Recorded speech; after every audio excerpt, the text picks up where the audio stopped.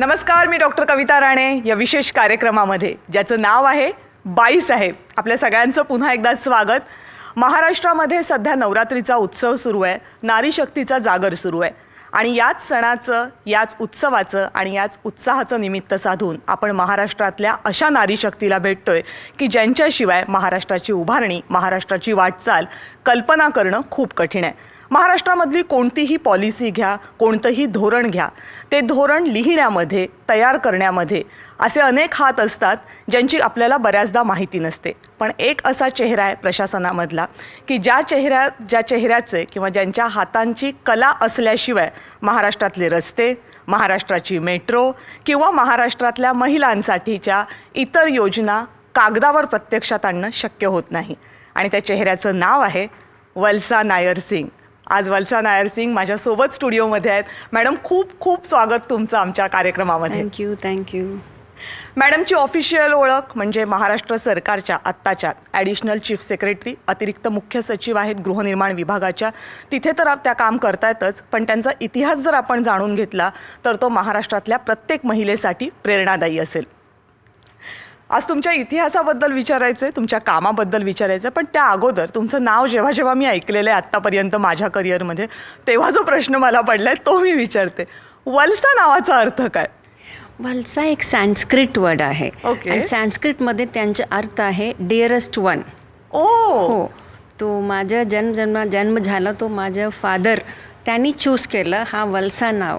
आणि ते आमच्या शेजारच्या नेबरमध्ये तिथे एक वल्सा नावाची एक मुलगी होती. ते एकदम स्मार्ट होते. तो माझ्या फादरनं वाटलं की माझं वल्सा पण असं होईल. हो. आणि आज खूप प्राऊड फील करत असतील ते जिथे असतील तिथून ना.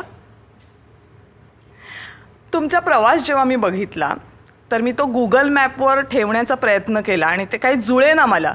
कोचीन भारताचं दक्षिण टोक, गाझियाबाद देशाचं उत्तर टोक, चंद्रपूर देशाचा मध्य, मुंबई देशाचं पश्चिम, व्हाया USA दक्षिण गोलार्धातना उत्तर गोलार्धामध्ये.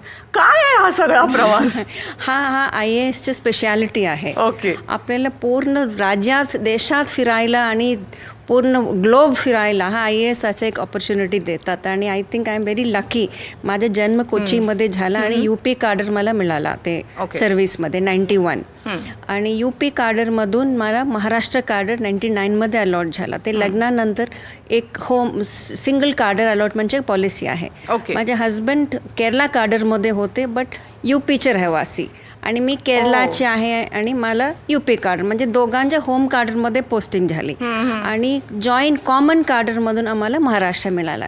म्हणून ते केरलामधून इकडे आले आणि मी UPमधून इकडे म्हणजे बट. आणि तिथून आम्ही अमेरिकेला एक 2 वर्षाच्या स्टडी लिव्हसाठी पब्लिक पॉलिसीच्या मास्टर्ससाठी गेले होते. महाराष्ट्रात आल्यावर पहिल्यांदा चंद्रपूर ना ॲज अ CEO? माझं फर्स्ट पोस्टिंग चंद्रपूर. इनफॅक्ट जेव्हा माझी पोस्टिंग ऑर्डर आली चंद्रपूर आणि मला चंद्रपूर कुठे आहे माहिती नव्हती. तो मी माझ्या आणि मित्रांना ते कुठे जायचं, कसं जायचं, म्हणजे ट्रेन कुठे उतरणार ते सगळं माहिती काढली. आणि चंद्रपूरला मी गेली आणि मला मराठी येत नव्हती तेव्हा, बिकॉज माझी फर्स्ट पोस्टिंग होती जिल्हा परिषद CEO चंद्रपूर. आणि जिल्हा परिषद जनरल बॉडीमध्ये मी बसले सेकंड डे. आणि ते खूप जनरल बॉडी म्हणजे खूप ॲक्टिव्ह आहे.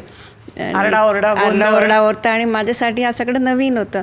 आणि मध्ये कोणीतरी बसले जिल्हा परिषद मुख्य कार्यकारी, तुम्ही एकदम नमस्ते केलं. नंतर मला कळलं की माझ्याबद्दल काय वाईटच बोलले होते आणि मला काय कळलं नाही.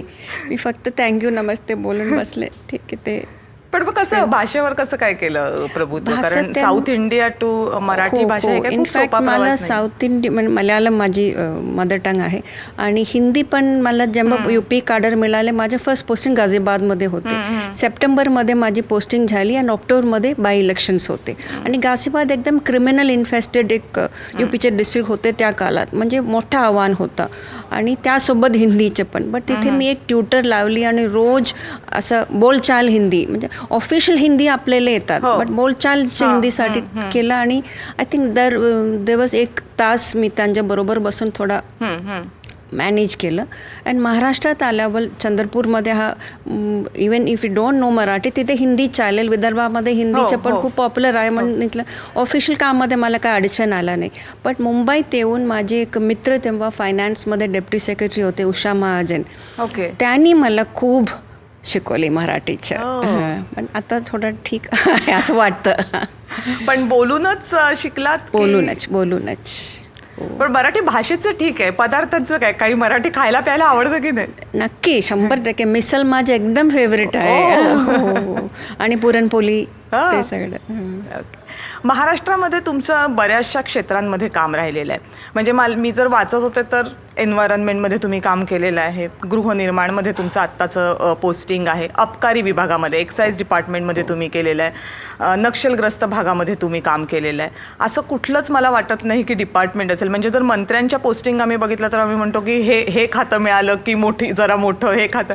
तुमच्यासाठी तर आता असं कुठलं खातं राहिलेलं आहे असं वाटत नाही आहे. कुठला असा भाग की जिथे काम केलेलं नाही आहे?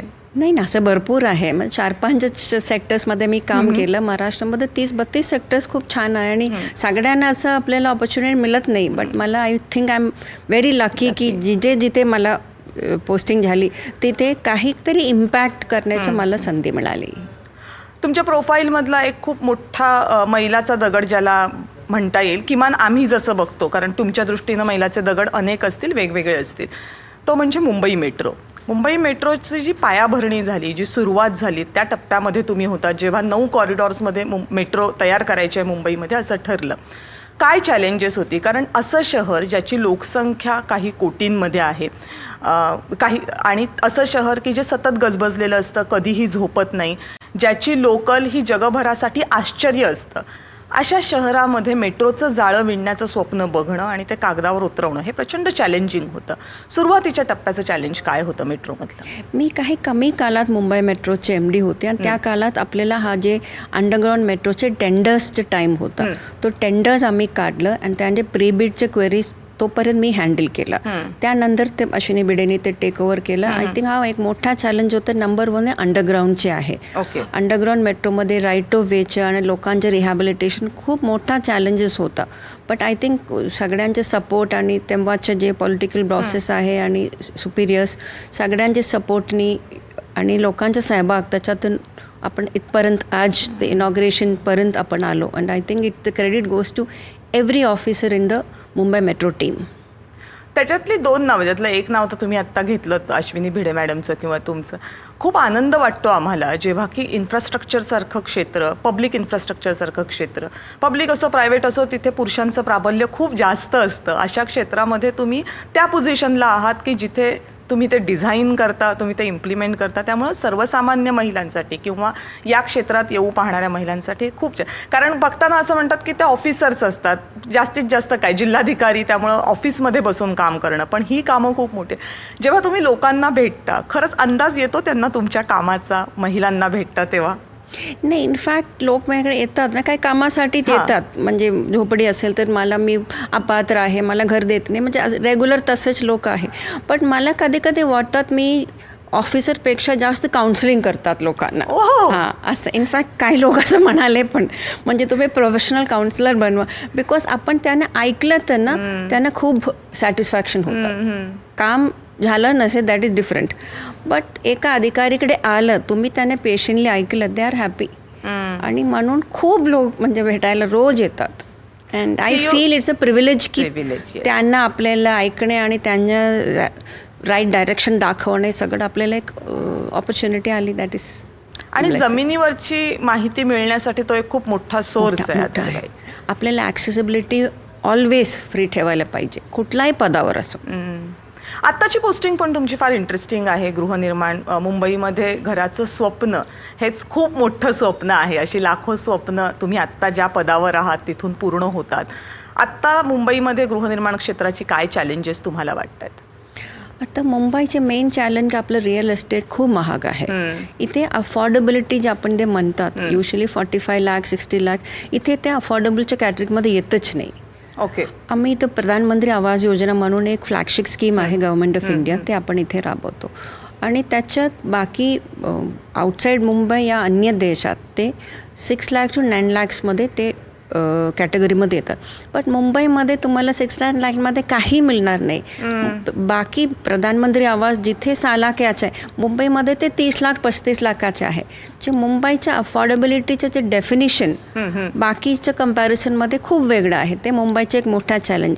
सेकंडली टाईमली कम्प्लिशन होत नाही. करेक्ट. कुठलाही रिडेव्हलपमेंट आपण बघितलं ते डेट 1 पासून 3 वर्षात होतच नाही.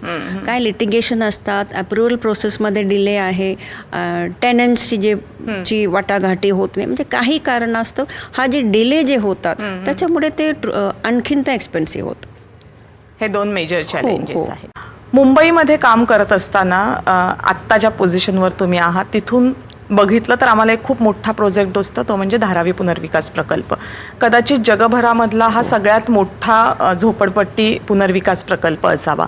आत्ताच्या घडीला जेव्हा तो प्रकल्प अजूनही आकारात यायचा आहे, सुरुवातीच्या टप्प्यामध्ये आहे, तुम्हाला खरंच वाटतं की हा प्रकल्प मुंबईसाठी गेम चेंजर ठरणार आहे? हा धारावी आशिया भूखंडातील सर्वात मोठा स्लम आहे आणि मुंबई स्लम फ्री करावा असं हा शासनाचं धोरण आहे. तो आपल्याला त्याची सुरुवात धारावीतून आपण केलं आणि आपण जगांना दाखवू शकलं की धारावी फ्रॉम अ स्लम आपण हा एक मोठा बिझनेस डिस्ट्रिक्ट करून शकलं. तर I think it's a very big achievement not only for Maharashtra but for India as well. आणि धारावीच्या आता हळूहळू we are taking little steps 1 by 1. आता सर्वे तर चालूच आहे पात्रांचे.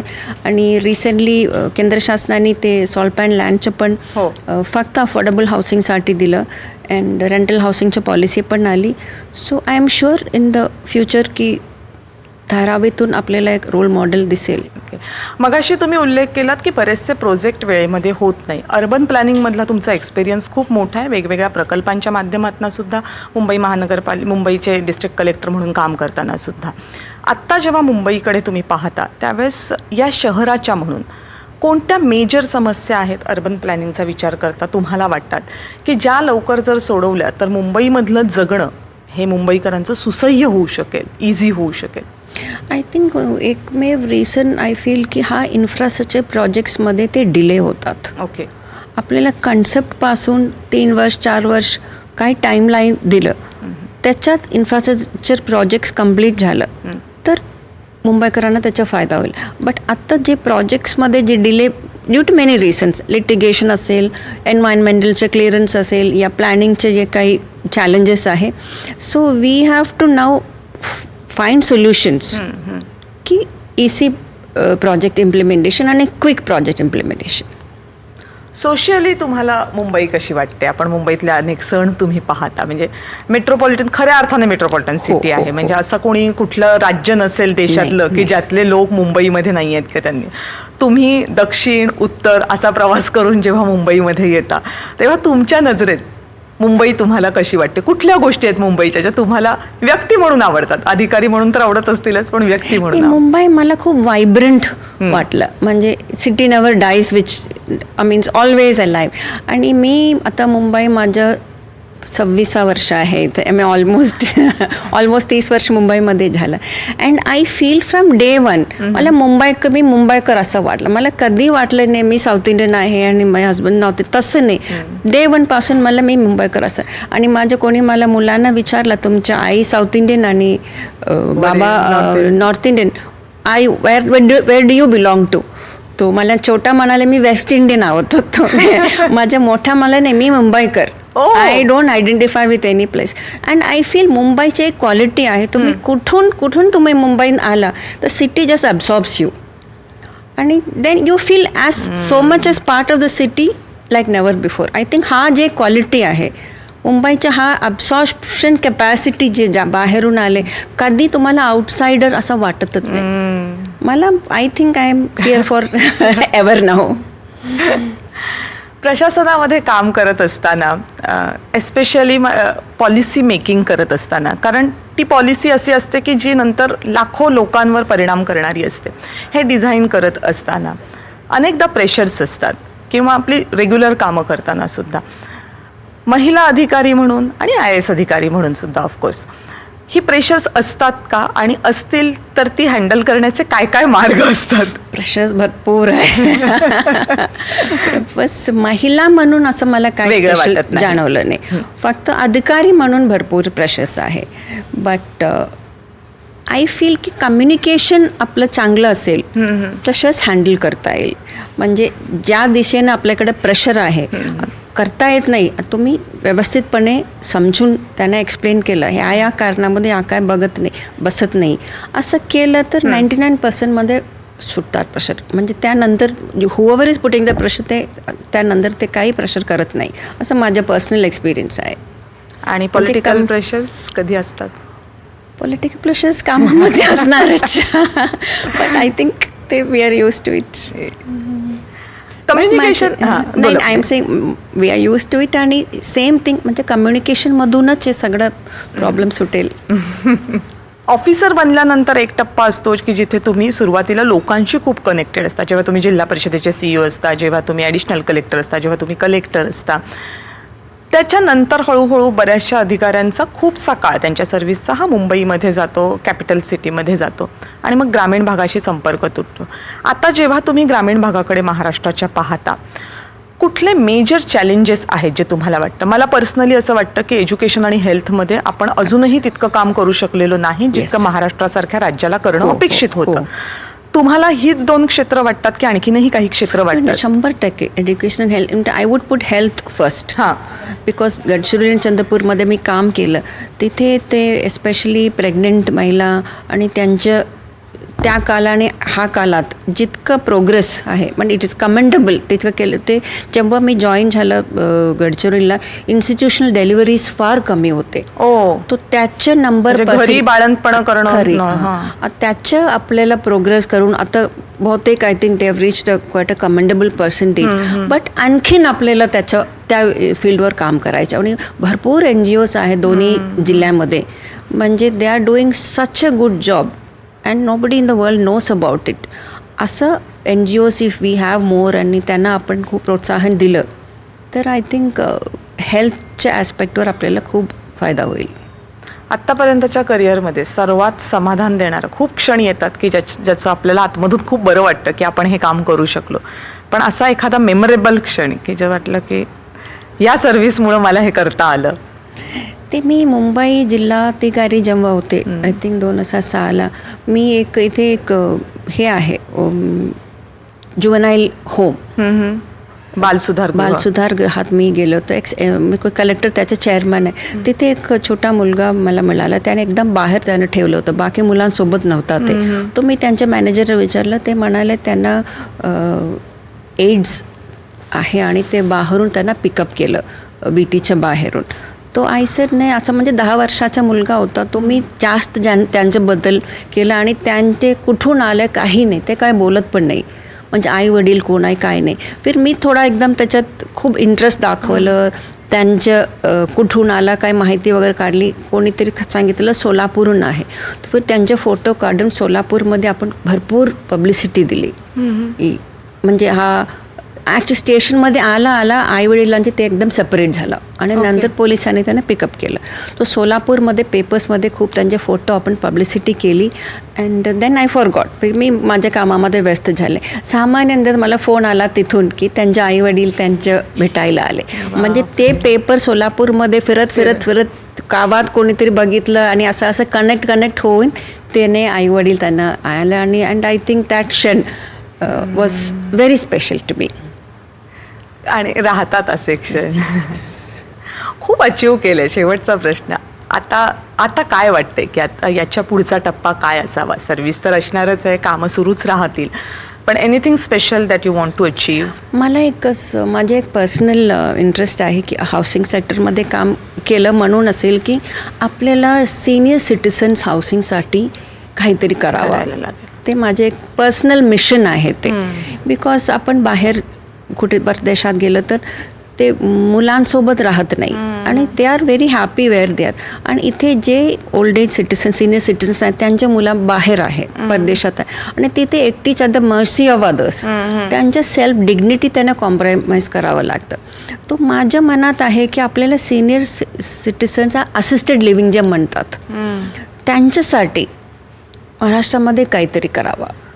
That you live with dignity. म्हणजे कोणाच्याही कंट्रोलमध्ये, कोणाच्या इन्फ्लुअन्समध्ये you live with dignity as you were before. असं एक आयडिया आहे. ते पॉलिसी आहे, पॉलिसी नाही पॉलिसी आहे, डिझाईन पॉलिसी डोक्यात आहे. बट आय थिंक म्हणजे समाजासाठी त्याचा मोठा प्रभाव होणार. हे खूप गरजेचं आहे, कारण चेंजिंग डेमोग्राफी जर आपण बघितली, वयाचं प्रमाण जे आत्ता तरुण खूप जास्त आहे, तर पुढच्या काही वर्षांमध्ये ज्या बाहेरच्या देशांचा तुम्ही उल्लेख केलात तीच परिस्थिती आपल्याकडेही असेल. कारण आता पूर्वीसारखं 6 मुलं 8 मुलं असा प्रकार राहिलेला नाही आहे. 1 किंवा 2 मुलं आणि मग त्यांचं शिक्षण ते बाजूला. त्यामुळं वयोवृद्धांचा प्रश्न हा जो तुम्ही आत्ता मांडलात तो भविष्यात काळामध्ये आपल्याला सोडवावाच लागणार आहे. तुमच्या सगळ्या इंटरव्ह्यूमध्ये मला आवडलेली एक खूप मोठी गोष्ट म्हणजे तुम्ही अशा अधिकारी आहात की ज्या प्रश्न पाहत राहतात. कारण अधिकाऱ्यांना प्रश्न दिसले तरच उत्तरं शोधण्याची गरज निर्माण होते आणि मग पॉलिसी बनतात. कारण तुम्ही समाजाकडे सजगतेने पाहता. महाराष्ट्रामधली इतकी मोठी कारकीर्द आणि इतक्या वेगवेगळ्या विषयांमध्ये तुम्ही काम केलं, तिथे पॉलिसी तयार करण्याची, इम्प्लिमेंट करण्याची संधी तुम्हाला मिळाली. पुढच्या काही वर्षांमध्ये ही संधी तुम्हाला आणखीन मिळत राहो आणि महाराष्ट्राच्या वेगवेगळ्या क्षेत्रांमध्ये तुमच्या बुद्धिमत्तेचा, तुमच्या अनुभवाचा उपयोग सगळ्या महाराष्ट्राला मिळत राहोत हीच आज देवीचरणी प्रार्थना करूयात. आणि आज तुम्ही स्टुडिओमध्ये आलात, आमच्याशी फार छान गप्पा मारल्यात, वैयक्तिकसुद्धा प्रोफेशनलसुद्धा, त्याबद्दल तुमचे खूप खूप आभार.